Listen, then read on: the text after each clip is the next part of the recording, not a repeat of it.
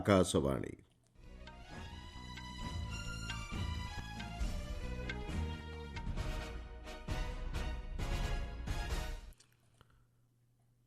ସମ୍ବାଦ ପଢ଼ୁଛନ୍ତି ମଳୟ ରଞ୍ଜନ ମିଶ୍ର। କେନ୍ଦ୍ର ସରକାରୀ କାର୍ଯ୍ୟାଳୟ ପାଇଁ 71,000ରୁ ଅଧିକ ନବନିଯୁକ୍ତଙ୍କୁ ଆସନ୍ତାକାଲି ନିଯୁକ୍ତିପତ୍ର ବଣ୍ଟନ କରିବେ ପ୍ରଧାନମନ୍ତ୍ରୀ। ନୂଆଦିଲ୍ଲୀଠାରେ fit India Sunday on cycle କାର୍ଯ୍ୟକ୍ରମରେ ସିଆର୍ପିଏଫ୍ ଏବଂ ଆଇଟିବିପି ଯବାନଙ୍କ ଯୋଗଦାନ। ପଞ୍ଜାବର ବିଭିନ୍ନ ନଗର ନିଗମ କ୍ଷେତ୍ର ପାଇଁ ଗତକାଲି ନିର୍ବାଚନ ଅନୁଷ୍ଠିତ। ସିରିଆର ରାଜଧାନୀ ଦାମାସ୍କସଠାରେ ପୁନର୍ବାର ଦୂତାବାସ ଖୋଲିଲା କାତାର ଏବଂ 19 ବର୍ଷରୁ କମ୍ ମହିଳା ଟି-20 ଏସିଆ କପ୍ କ୍ରିକେଟ୍ ଟାଇଟଲ୍ ହାସଲ କଲା ଭାରତ। ପ୍ରଧାନମନ୍ତ୍ରୀ ନରେନ୍ଦ୍ର ମୋଦି ଆସନ୍ତାକାଲି ଭିଡ଼ିଓ କନ୍ଫରେନ୍ସିଂ ମାଧ୍ୟମରେ 71,000ରୁ ଅଧିକ ନବନିଯୁକ୍ତଙ୍କୁ ନିଯୁକ୍ତିପତ୍ର ବଣ୍ଟନ କରିବେ। ଏହି ଅବସରରେ ସେ କାର୍ଯ୍ୟକ୍ରମକୁ ସମ୍ବୋଧନ କରିବାର କାର୍ଯ୍ୟସୂଚୀ ରହିଛି। ଦେଶର 45ଟି ସ୍ଥାନରେ ଏହି ରୋଜଗାର ମେଳା ଅନୁଷ୍ଠିତ ହେବ।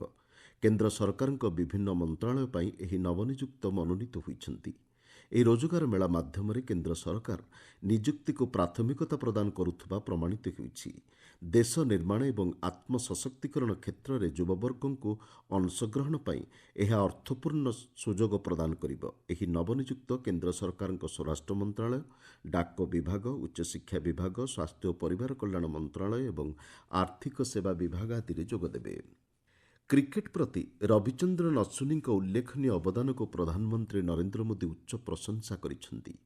ଗତ 18 ତାରିଖରେ କ୍ରିକେଟ୍ ଖେଳାଳି ଶ୍ରୀ ଅଶ୍ୱିନୀ ଆନ୍ତର୍ଜାତିକ କ୍ରିକେଟ୍ରୁ ଅବସର ଘୋଷଣା କରିବା ପରିପ୍ରେକ୍ଷୀରେ ପ୍ରଧାନମନ୍ତ୍ରୀ ତାଙ୍କୁ ଏକ ଭାବପ୍ରବଣ ଚିଠି ଲେଖିଛନ୍ତି।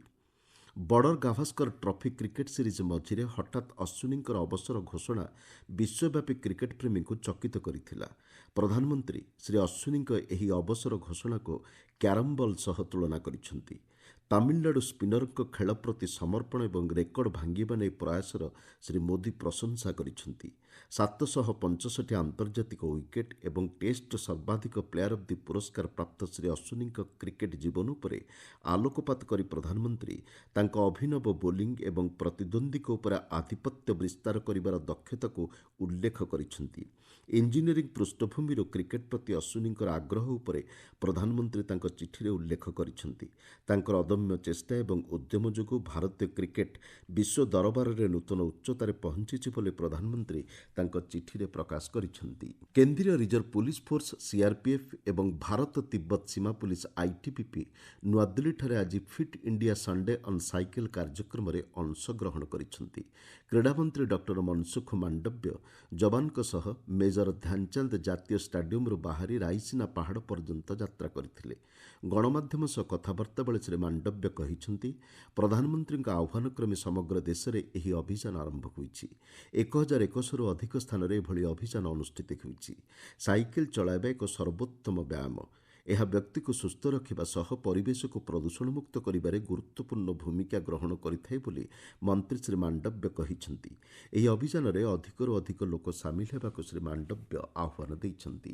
କେନ୍ଦ୍ର ପରିବହନ ଓ ରାଜପଥ ମନ୍ତ୍ରୀ ନୀତିନ ଗଡ଼କରୀ ନାଗପୁର ଜିଲ୍ଲାର 44 ନମ୍ବର ଜାତୀୟ ରାଜପଥ ଅନ୍ତର୍ଗତ ନାଗପୁର ମନସାର ବାଇପାସ୍ ପ୍ରକଳ୍ପକୁ ଉଦ୍ଘାଟନ କରିଛନ୍ତି।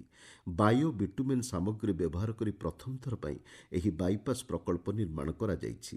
ପରିବେଶ ଅନୁକୂଳ ରାସ୍ତା ନିର୍ମାଣ ଦ୍ୱାରା ଖର୍ଚ୍ଚ ହ୍ରାସ ପାଇବା ସହ ରୋଜଗାର ମାଧ୍ୟମ ମଧ୍ୟ ସୃଷ୍ଟି ହୋଇପାରିଛି।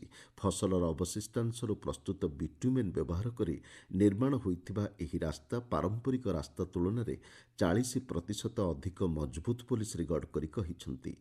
ଜାତୀୟ ରାଜପଥ ପ୍ରକଳ୍ପର ଏହି 1 କିଲୋମିଟର ରାସ୍ତା ପ୍ରଥମ ଥର ପାଇଁ ନିର୍ମାଣ କରାଯାଇଛି।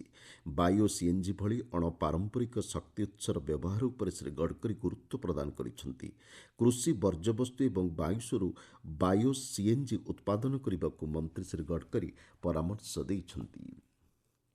ପଞ୍ଜାବରେ ଗତକାଲି ବିଭିନ୍ନ ନଗର ନିଗମ କ୍ଷେତ୍ର ପାଇଁ ନିର୍ବାଚନ ଅନୁଷ୍ଠିତ ହୋଇଥିଲା।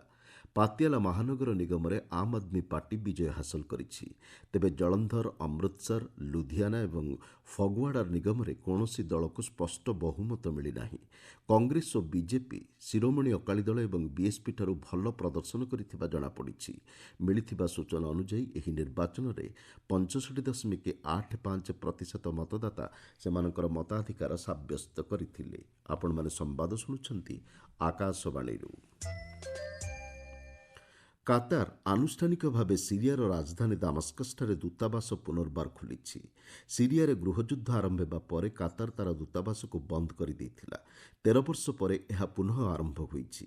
ଗତ 8 ତାରିଖରେ ପୂର୍ବତନ ରାଷ୍ଟ୍ରପତି ବଶର ଅଲ୍ ଅସଦଙ୍କ ସରକାରଙ୍କ ପତନ ପରେ ଆଞ୍ଚଳିକ ଏବଂ ପାଶ୍ଚାତ୍ୟ ପ୍ରତିନିଧିମାନେ ସେଠାକୁ ଗସ୍ତ କରି ନୂତନ ନେତୃତ୍ୱଙ୍କ ସହ ଯୋଗାଯୋଗ କରିଛନ୍ତି।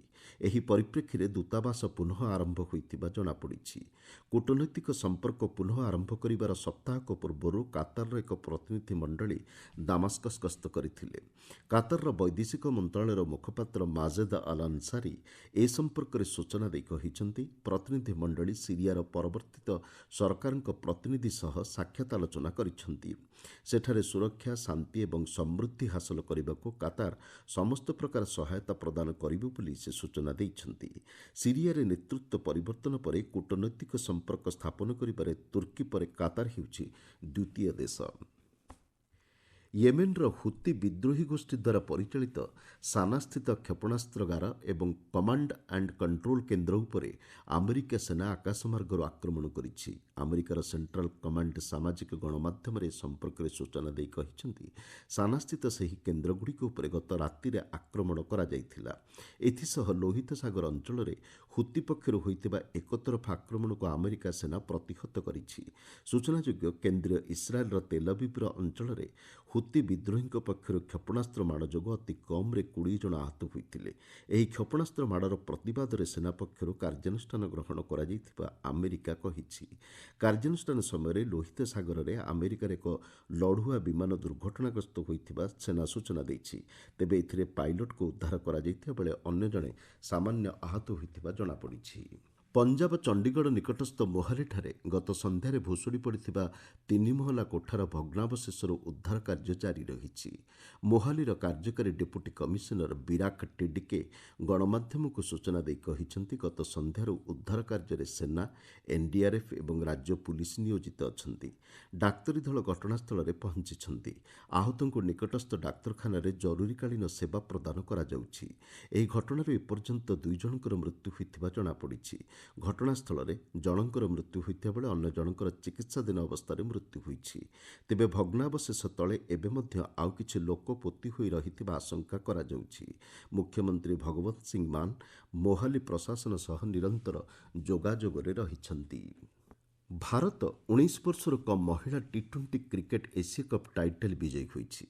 ମାଲେସିଆର କ୍ୱାଲାଲମ୍ପୁରଠାରେ ଆଜି ଅନୁଷ୍ଠିତ ଫାଇନାଲ୍ ଖେଳରେ ବାଂଲାଦେଶକୁ ଭାରତ 41 ରନ୍ରେ ପରାସ୍ତ କରିଛି। ବାଂଲାଦେଶ ଟସ୍ ଜିତି ଭାରତକୁ ବ୍ୟାଟିଂ କରିବାକୁ ଆମନ୍ତ୍ରଣ କରିଥିଲା। ନିର୍ଦ୍ଧାରିତ 20 ଓଭରରେ 7 ୱିକେଟ୍ ବିନିମୟରେ ଭାରତ 117 ରନ୍ ସଂଗ୍ରହ କରିଥିଲା। ଗଙ୍ଗାଡି ତ୍ରିଷା ଦଳ ପକ୍ଷରୁ 47ଟି ବଲ୍ରୁ ସର୍ବାଧିକ 52 ରନ୍ ସଂଗ୍ରହ କରିଥିଲେ। ବାଂଲାଦେଶ ପକ୍ଷରୁ ଫରଜାନା ୟାସ୍ମିନ୍ 4ଟି ୱିକେଟ୍ ଅକ୍ତିଆର କରିଥିଲେ। 118 ରନ୍ର ବିଜୟ ଲକ୍ଷ୍ୟକୁ ପିଛା କରି ବାଂଲାଦେଶ 18 ଓଭର 3ଟି ବଲ୍ରେ ସମସ୍ତ ୱିକେଟ୍ ହରାଇ ମାତ୍ର 76 ରନ୍ ସଂଗ୍ରହ କରିଥିଲା। ଭାରତ ପକ୍ଷରୁ ଆୟୁଷୀ ଶୁକ୍ଳା 3ଟି ୱିକେଟ୍ ଅକ୍ତିଆର କରିଥିବା ବେଳେ ପାରୁଣିକା ସିସୋଦିଆ ଏବଂ ସୋନମ ଯାଦବ 2ଟି ଲେଖାଏଁ ୱିକେଟ୍ ହାସଲ କରିଥିଲେ। ଗତ 15 ତାରିଖରୁ ଏହି ଟୁର୍ଣ୍ଣାମେଣ୍ଟ ଆରମ୍ଭ ହୋଇଥିଲା। ଏଥିରେ 6ଟି ଦଳଙ୍କ ମଧ୍ୟରେ ଟାଇଟଲ ହାସଲ ପାଇଁ ପ୍ରତିଦ୍ୱନ୍ଦିତା ହୋଇଥିଲା। ଭାରତ ୱେଷ୍ଟଇଣ୍ଡିଜ୍ ମହିଳା କ୍ରିକେଟ୍ ଚଳିତ ଦିନିକିଆ ସିରିଜ୍ର ପ୍ରଥମ ମ୍ୟାଚ୍ ଆଜି ବଦୋଦରାର କୋଟାମ୍ବି ଷ୍ଟାଡିୟମ୍ଠାରେ ଚାଲିଛି। ଟସ୍ ଜିତି ୱେଷ୍ଟଇଣ୍ଡିଜ୍ ଭାରତକୁ ବ୍ୟାଟିଂ କରିବାକୁ ଆମନ୍ତ୍ରଣ କରିଛି। ସମ୍ବାଦ ପ୍ରସ୍ତୁତ ହେବା ବେଳକୁ ଭାରତ 2 ଓଭରରେ କୌଣସି ୱିକେଟ୍ ନ ହରାଇ 6 ରନ୍ ସଂଗ୍ରହ କରିଥିଲା। ଟି-20 ସିରିଜ୍କୁ ଭାରତ 2-1ରେ ଅକ୍ତିଆର କରିଛି। ଦିନିକିଆ ଆନ୍ତର୍ଜାତିକ ସିରିଜ୍କୁ ମଧ୍ୟ ଅକ୍ତିଆର କରିବାକୁ ଭାରତୀୟ ମହିଳା ଦଳ ପ୍ରୟାସ କରୁଛନ୍ତି। ସ୍ମୃତି ମନ୍ଧାନାଙ୍କ ନେତୃତ୍ୱରେ ଭାରତୀୟ ଦଳ ଟି-20 ସିରିଜ୍ରେ ବିଜୟ ଲାଭ କରିଥିଲା। ମୁଖ୍ୟ ସମ୍ବାଦଗୁଡ଼ିକ ପୁଣିଥରେ। କେନ୍ଦ୍ର ସରକାରୀ କାର୍ଯ୍ୟାଳୟ ପାଇଁ 71,000ରୁ ଅଧିକ ନବନିଯୁକ୍ତଙ୍କୁ ଆସନ୍ତାକାଲି ନିଯୁକ୍ତିପତ୍ର ବଣ୍ଟନ କରିବେ ପ୍ରଧାନମନ୍ତ୍ରୀ। ନୂଆଦିଲ୍ଲୀଠାରେ fit India Sunday on cycle କାର୍ଯ୍ୟକ୍ରମରେ ସିଆର୍ପିଏଫ୍ ଏବଂ ଆଇଟିବିପି ଯବାନଙ୍କ ଯୋଗଦାନ। ପଞ୍ଜାବର ବିଭିନ୍ନ ନଗର ନିଗମ କ୍ଷେତ୍ର ପାଇଁ ଗତକାଲି ନିର୍ବାଚନ ଅନୁଷ୍ଠିତ ଏବଂ 19 ବର୍ଷରୁ କମ୍ ମହିଳା ଟି-20 ଏସୀୟ କ୍ରିକେଟ୍ ଟାଇଟଲ ହାସଲ କଲା ଭାରତ। ସମ୍ବାଦ ଶେଷ ହେଲା। ଅଧିକ ସମ୍ବାଦ ପାଇଁ ଆପଣମାନେ newsonair.gov.in ୱେବସାଇଟ୍ ଏବଂ ନ୍ୟୁଜ୍ ଅନ୍ ଏଆଇଆର୍ ଆପ୍ରେ ଲଗ୍ଇନ୍ କରିପାରିବେ।